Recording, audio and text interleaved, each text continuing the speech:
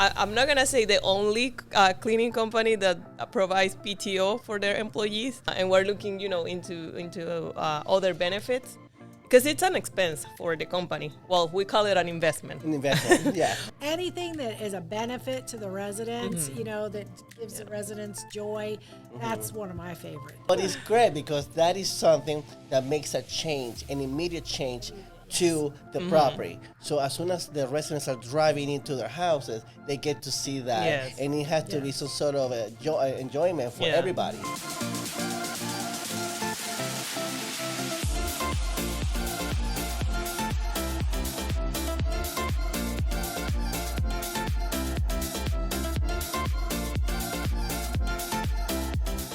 Welcome back to Multifamily of the Cuff. We had a long break. yes. So we're gonna apologize to our audience that we've taken a break of a few weeks, but we've been very focused on different aspects of the company. Yeah. We're making some great changes, and that took us, that took our energy and effort into something that we're working very hard for, but this time we couldn't just stay away from this amazing thing that we're doing. It's called Multifamily of the Cuff, a podcast dedicated to the multifamily industry, especially to help the people in the field as well, the service provider for this amazing industry. Today, episode number 13, we have a lucky person here, Wendy Rivera, that decided to join us this time. Welcome, Wendy.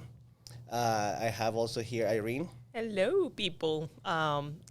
Welcome back, everyone. Well, no, it's welcome back us.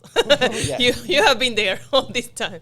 We're very happy to have you here. Thank you. Welcome. Thank you. I'm happy to be here. Wendy, just as we always start, just if you don't mind telling us a little bit about yourself and the position that you hold right now, and the time frame that you've been in the industry for our audience. Yes. I'm Wendy Rivera, property manager at Landsbrook Village Apartments. We have over 700 apartments there. I've been in the apartment industry for about 22 years. Wow. I'm very active in the apartment association. I'm on the education committee, and I've known Fernando for quite some time. Nice. Wendy, when you talk about the association, a lot of people that are listeners are new into the industry, and I do advocate a lot to find their local association in whatever city that they're at. Yes. But right now, when you say that you're part of the education committee, tell me a little bit more about that sense and how does that work for you, or what do you see or learn, holding the spot there with the association? So the Bay Area Apartment Association provides a tremendous amount of education for people, both suppliers and people who are in the apartment industry on the apartment side. And as part of the education committee, I help them to decide what kind of classes or educational programs are important and needed in the industry, and of course help coordinate and plan those. Are those obviously part of when you become part of the association? Like, let's say it's a new vendor, a new provider. Yes. Are those classes for free? Do they have to pay a fee? How does that work? So there are different options. One of the greatest things that we just started recently is the Bay Pass. And so if you're a member of the Apartment Association, you can pay a small monthly fee for a Bay Pass, and you can take a lot of the education. Oh, nice. It's either free or discounted because you're a Bay Pass member. So Great. that's a really fantastic thing. We've taken advantage of that. We've probably saved hundreds of dollars in Wow. classes. Let me ask you on the education. Is the association focusing more in teaching the multifamily as far as the property management, or is there a space for the vendor side to actually learn from anything that had to do with a specific trades or anything like that? Both. Both, We okay. definitely try to balance offering education for both the suppliers and the folks on site. Okay. All right. So, and then speaking on the lingo that we have said before, there we can say vendors, but it is Providers. supplies partners that that has been there has been a back and forth uh, um, conversation on how to actually put a name. There are a lot of names out Yeah, there. so- Sometimes I get so But confused. supplies partners is the one that has been used the most. The trending one. Yeah, the Trending trendy one. one right now is supplies partners and vendors. Some people get offended because vendors are the ones that sell hot dogs. Hot dogs, yes. They always Oh, say that. okay. So Okay. supplier partners. I always said providers. I don't know. I don't know. It's Service just providers. Service We providers. use Yeah. service provider, but supplier partners is what the term Okay. is considered in the industry nationwide. Okay. It's kind of like Good- we were good to know. talking about the other day. You were saying that, cleaners are so much more than cleaners. And so you kind of had given them, what did you say? the new Pristine specialist. pristine specialists. Yes. Yeah, that's the name So- we pick for our company, like, because they do a lot more. Like they just don't clean. They and like because we promised to leave the place pristine, Right. so we're like, okay, let's give them this. And then it sounds much better when moms are talking to their kids, and the kids, they don't want to call their mom like editorials, oh, you're the janitor, Yeah. oh, you're like the janitor, like the guy at my school, Right. they don't want to feel. So we were like, how can we do and help moms, that struggle sometimes with the switch from coming from different countries and having to take these jobs. And I mean, by no means, it's just it's a job, but I wanted to help them when it comes to that. And they said, no, son, I'm a pristine specialist. I work for this company, and we make, units to, pristine for the next family coming in. So it is a lot easier for them to speak to their kids and with a little bit of a pride of what they actually do, Yes. instead of feeling ashamed of, of that. Because at times it does affect them. It's a cultural shock that people that come from Venezuela, Colombia, and other countries, they have to go through.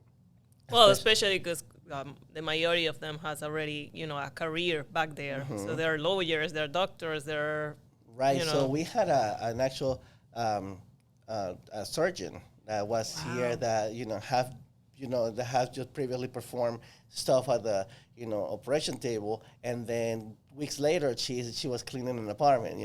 So it is a very cultural shock when coming from different countries and having to start from zero. So we try to help as much as we can in the little things. So Wendy, I have shared with you a few questions. Yes. Okay, and we can go over them and see how we can help our audience to understand a little bit more on how to approach properties, and they can learn a little bit more about you. Okay. So one of the questions goes like this: out of the services that's being provided to the multifamily, which one you think it is the most difficult one to deal with? And that's a tough question because I don't think anybody is difficult, but each one presents its own set of unique challenges.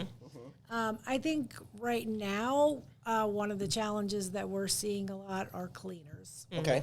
Definitely struggling with that because I think companies in general are having a hard time keeping cleaning employees on staff. And so a lot of the times the people who are coming in are just not either, I don't know if they're not getting paid enough or they're not getting trained well enough, but they just don't seem to take pride in the work.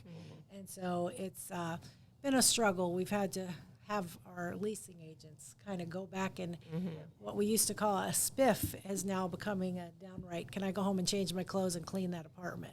Right. So, Wendy, we can say from our experience, from the chance that I have to speak to other companies and them having to share the struggles, there is two scenarios that have happened: post-COVID, and after COVID. Okay, we believe that there has been tons of other job opportunities that are less work. Like physical work, Yes. like labor, Less challenging. labor intense work that have been applied after, during the COVID and after that. Yes.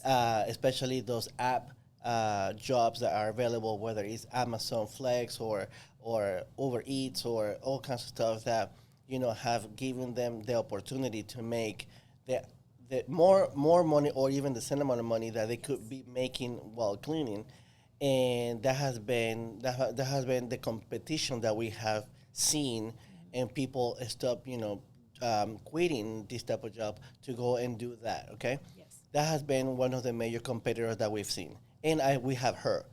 Then in some other companies, then is no providing the right amount of money or paying them fairly. Okay, so we've seen as low as $30 to clean an apartment. Yes. If you think about it, an actual unit can take between 4 to 5 hours. If you think about it, they only had the chance to clean 2 apartments in a day for $60. Yes. So that comes down to maybe $8 an hour, and then obviously, Which is not even the minimum, like right right. now. So, but some of the problem is that some of those people might not have documents, and then some of the employers take advantage of it. Right. Another part of it will be the industry. The industry as a whole, okay, provides volume. Therefore, the multifamily takes advantage of it by just stating that we're going to pay this amount and we're not allowed to pay more. Right. So there are a set of standards on prices depending on the trade. It can be landscaper, painting, punch services, cleaning, and then the industry already have a set price for those type of items. Yes. So you already said, so and so, if you want to do business with me, this is what I already budget for this year. So you can either take it or leave it. So some companies have no other choice but take that, right? But at time we understand budgets, but they're not fair. Right. So they're unrealistic, So then, as we all know, the rent increase has been, skyrocket, and then they don't make enough money to sustain themselves. So that's what we struggle with. We struggle with the same thing, Yes. We have a recruiter manager in-house, and her only job is to continue to do that. But yes, it has been extremely hard to get people for the type of job it is. Yes. So, but now see how it is. Like one of her difficulties will be that. Yeah. Well, and in addition to that, I think some people they might take the job, as a cleaner for a cleaning company, but they need another, they need a second job. Yes. Of course, because the one that they get is not, providing enough money. So they're in a rush. Like many times they just go and then, I have to complete this in 2 hours. It's the amount of time I have. And then, there are a lot of different, situations that get added to the issue. We try to understand everyone. So we keep, raising our payments. We try to do as many things as we can. Like we try to, I think we are, I'm not going to say the only cleaning company that provides PTO for their employees. And we're looking, into other benefits. Because it's an expense for the company. Well, we call it an investment. An investment, yeah. But at the end of the day, it's more money. And then when you see how much the industry pay for it, and then you have to add, all the different benefits and expenses and things that you have to pay for, it's like sometimes you get like, oh my God, what am I gonna do? Yeah, so we decided to raise our prices drastically, and we knew that a lot of companies weren't going to stay because they couldn't afford, because they didn't put that in their budget, right? But like Irene said, in order to retain employees, we needed to be more aggressive as well.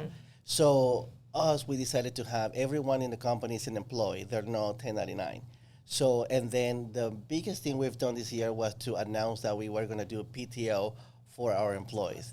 We had tears in our face because we never knew that it was going to come to us so soon, So for them to appreciate that they can actually take a vacation, and it's like how many hours? They in a year. It's in a year they get 1 day per month, like 12 days. 12 days in a year. So it was pretty cool for us to actually announce it, and we're proud for what we've done. But again, we have to remain, to keep a value as far as the price, but then provide the best service that we can do. And that's come by pay them better, and then they will take pride to do what you're asking. So aside from the cleaner, is there any other industry that you might struggle with?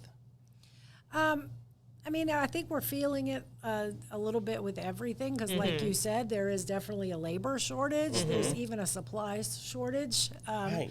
So we are feeling it with everything, but I would say probably the painting and the cleaning. I mentioned that to you.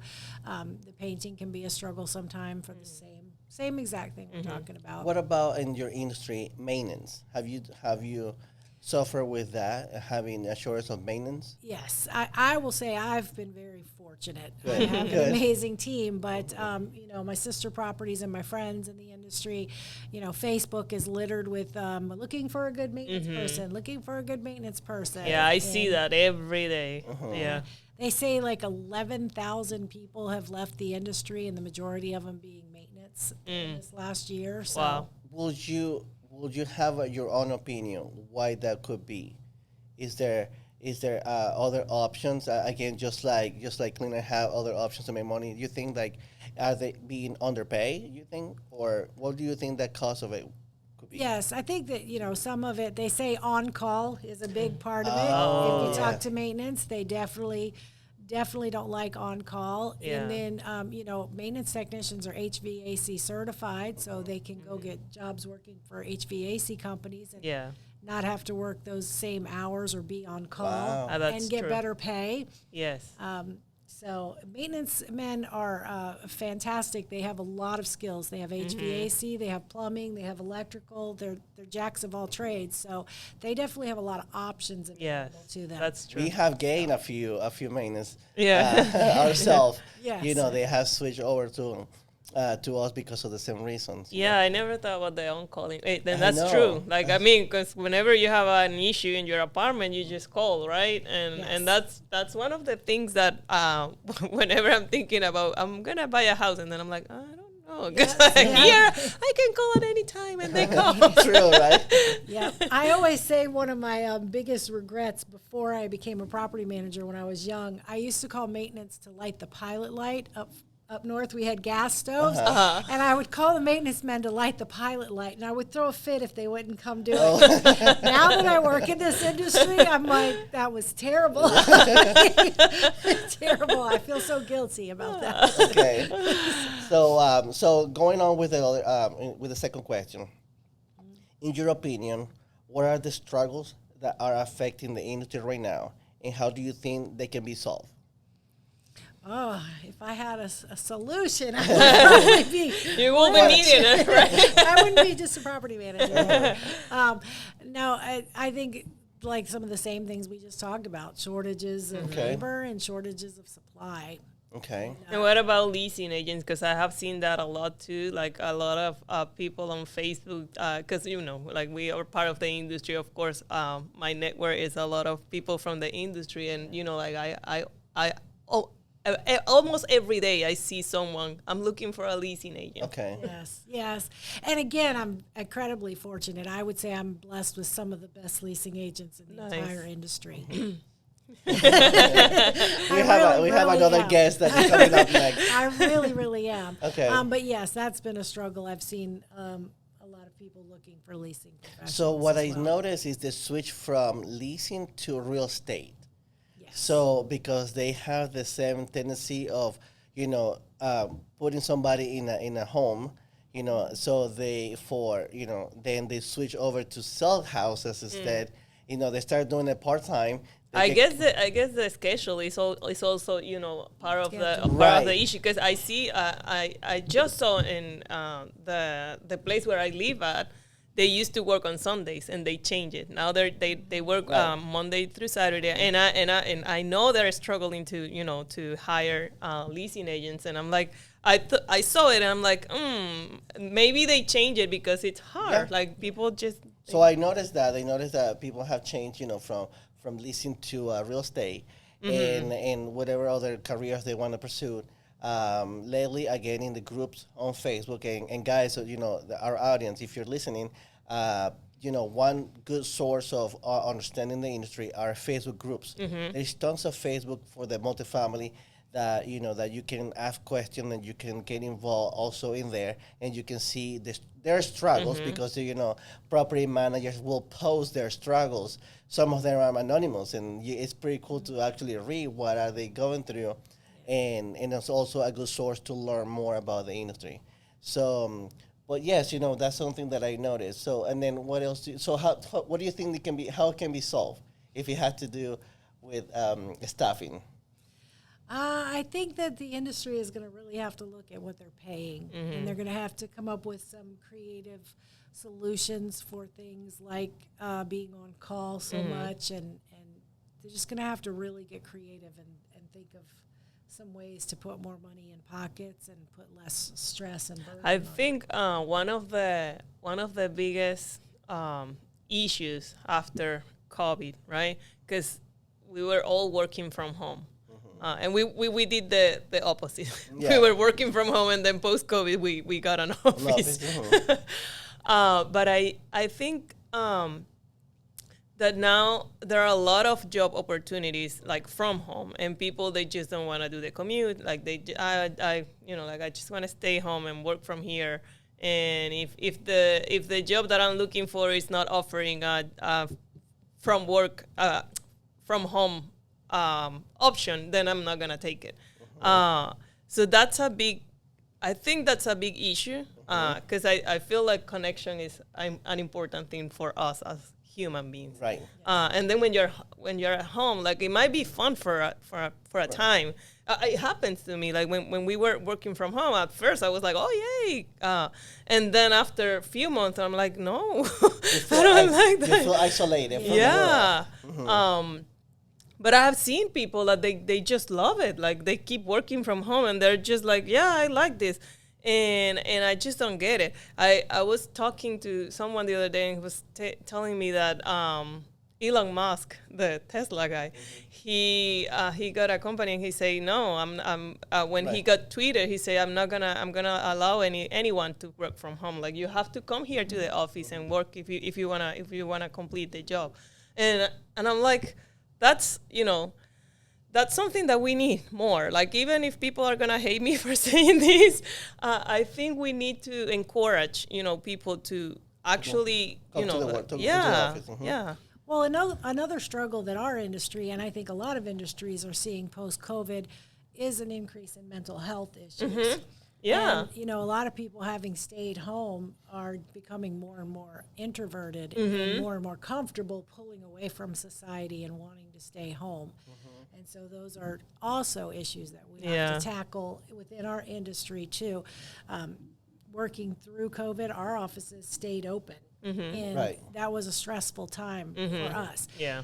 It's also been a very stressful time for our residents, and we kind of found ourselves becoming counselors, comforting and counseling residents through difficult times, and then no one comforting and counseling us at the end of the day. That's true. How mentally exhausting that was for all of us. Wendy, there is only one property management, which we don't name property management, but they decided to outsource everything. So maintenance only focus on tackle just the work orders, but everything is outsourced. Wow. And that was the smartest thing that they can do, because they keep their staff more.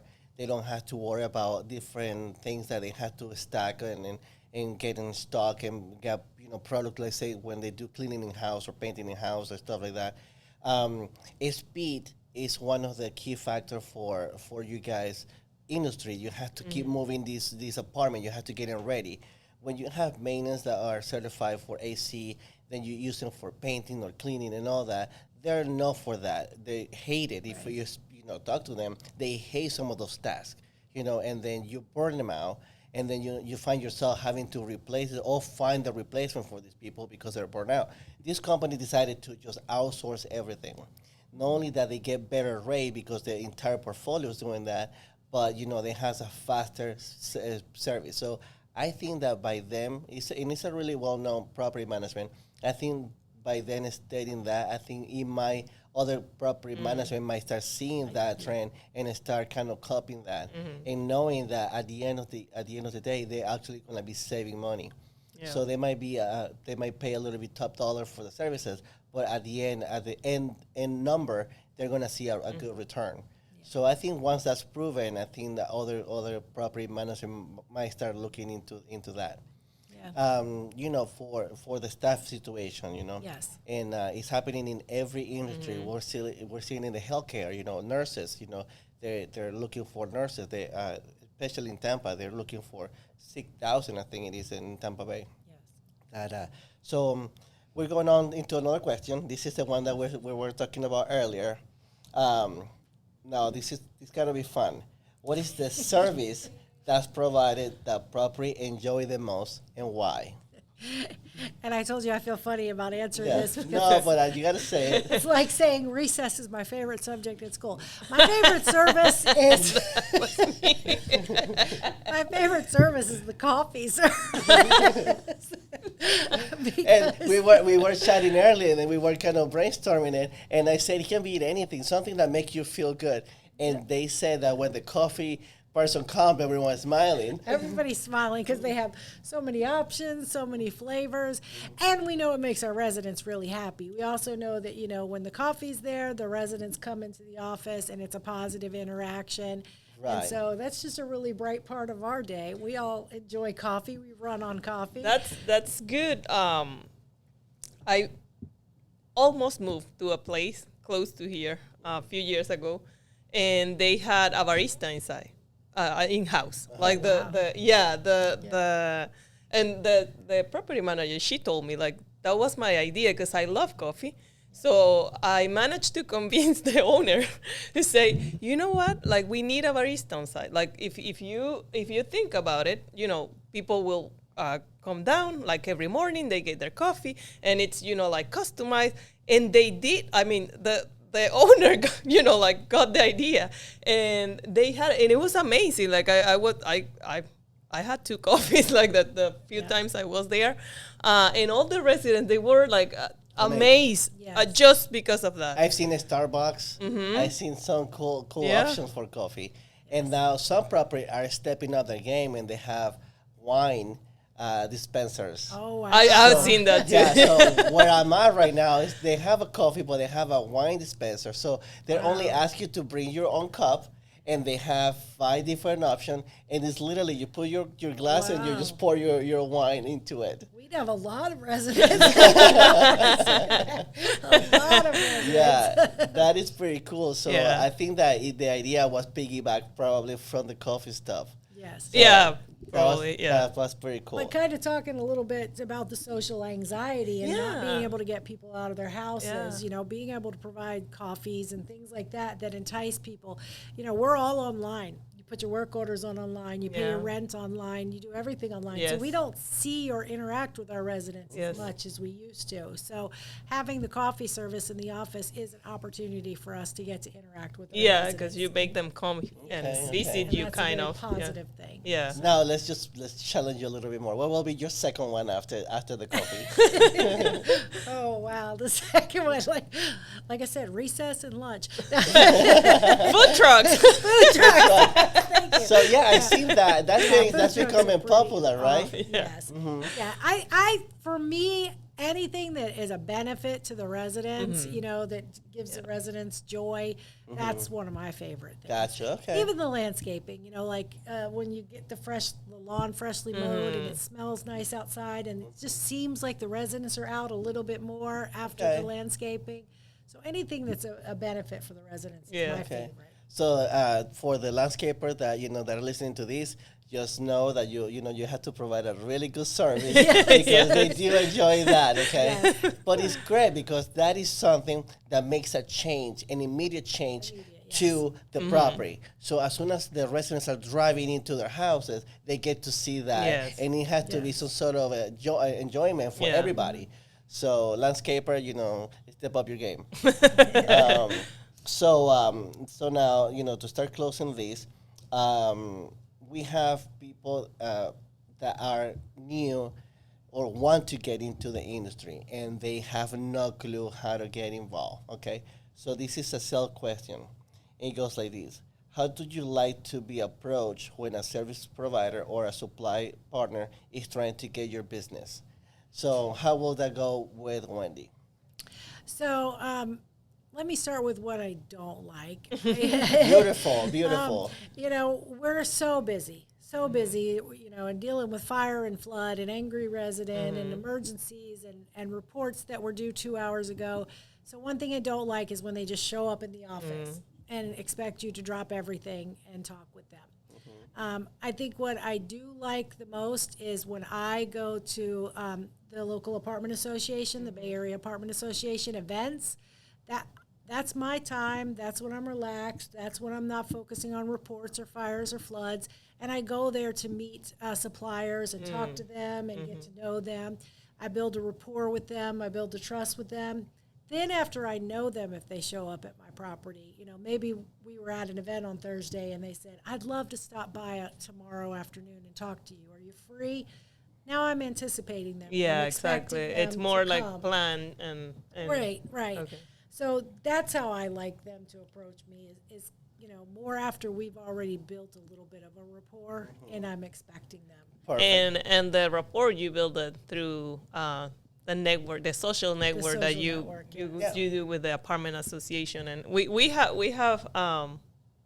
advice that to people like many times. Yes. I was telling her about that earlier. Yeah. So another thing, and I'm gonna throw you a curveball right here. How does that work with your gatekeeper? Because I know a lot of people cannot go past that. And now you just said that that's their job. That's come usually from the leasing team, not to allow them to interrupt you because you have so many reports and everything that you do. So how does that work there? Who is allowed to come through that gatekeeper? Is there a secret that you're like, well, she's not gonna tell her secret here. This is a podcast. Yeah. No, they know, and they're very diligent about that, and they know. And some of them are getting tricky. They'll try to trick you. They'll call the phone and they'll say, "Hey, is Wendy around?" Like, we're best friends. Can I ask who's calling? Oh, it's Fernando from Wendy's. And then they'll come say, "Are you expecting a call from Fernando?" And I'll be, "Fernando who?" No, he must be a salesman. Yeah, we try to be clever, try to use everything we have. Yeah. Mm-hmm. It's an angry resident. I need to talk to you. Oh yes. Oh, you know what? We can use that, guys. Did you hear that? Yeah, so the gatekeeper is pretty good about not letting anybody get past me.